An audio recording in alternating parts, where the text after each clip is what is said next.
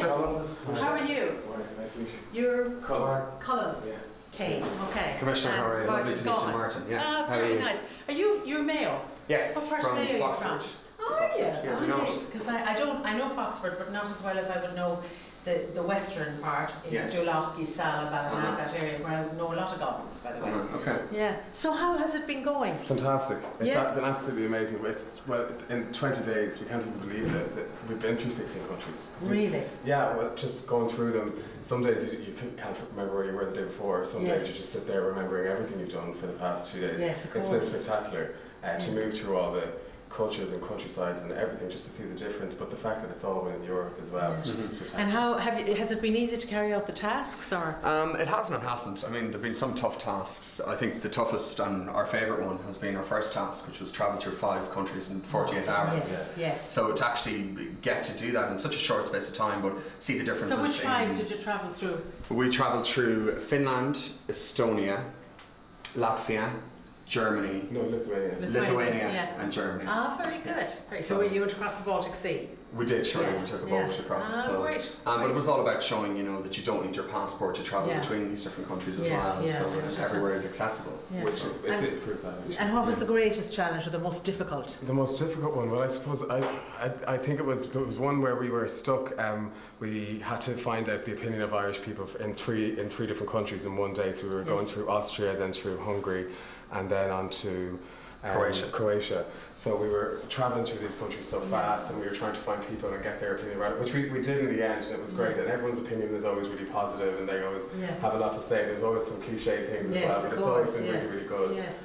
And what do you think overall, say for instance for the European project or the political aspects of the Union, do you think that the Eurotrip has contributed to that in a particular way? Yeah, like I definitely do. Like it's proven to us anyway how open and accessible it is, how we can travel through these countries with no borders.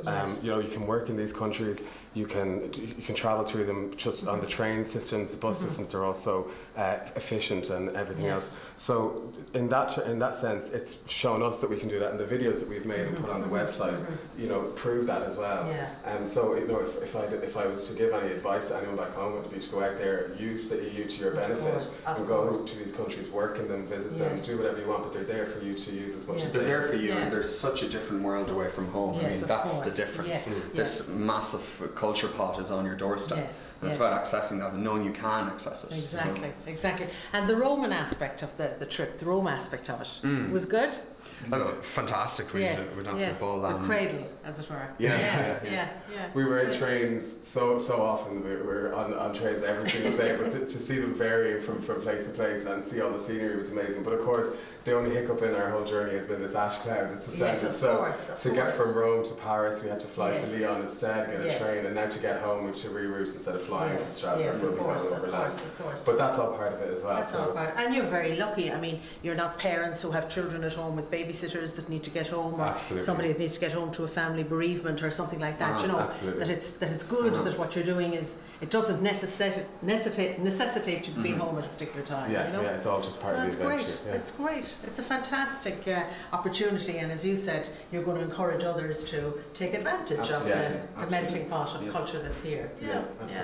I remember when I came to Luxembourg first in the year 2000, because Luxembourg is surrounded by Belgium and by France and by Germany, very often at a weekend we would go in maybe to do some shopping or sightseeing, whatever. So we had to have like German francs, German Deutschmarks, we had to have French francs, Belgian francs, as well as our own currency in Luxembourg.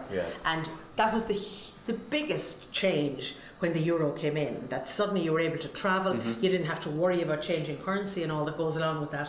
So, it's a very project. That's absolutely been a massive benefit to us as well. There's a couple of countries, obviously, that are not in the euro. But like the majority of them have been recently, and it has been such a massive benefit to see the transparency and the value of stuff we want to buy and everything. It has been great. It's great. Well, it's great to meet you both. Thank you very much for taking the time. I wish you well, and I hope that you'll find time to work throughout the European Union now during your careers. Are you planning on going home anytime soon yourself? Well, I'm due to go home to a conference that the Dublin Lord Mayor is organising on Friday, and I'm due to fly home on Thursday night. Now, whether I'll be able to go or not is another thing due to the ash cloud, but hopefully fingers crossed. Be great. Yes, exactly. Great. It's fantastic. Thanks. So well done. Cheers. And the best of luck. Thanks very much. And get home safely. We will. Okay. Thank you. Lovely Bye-bye. to meet you. See you. Okay, bye-bye.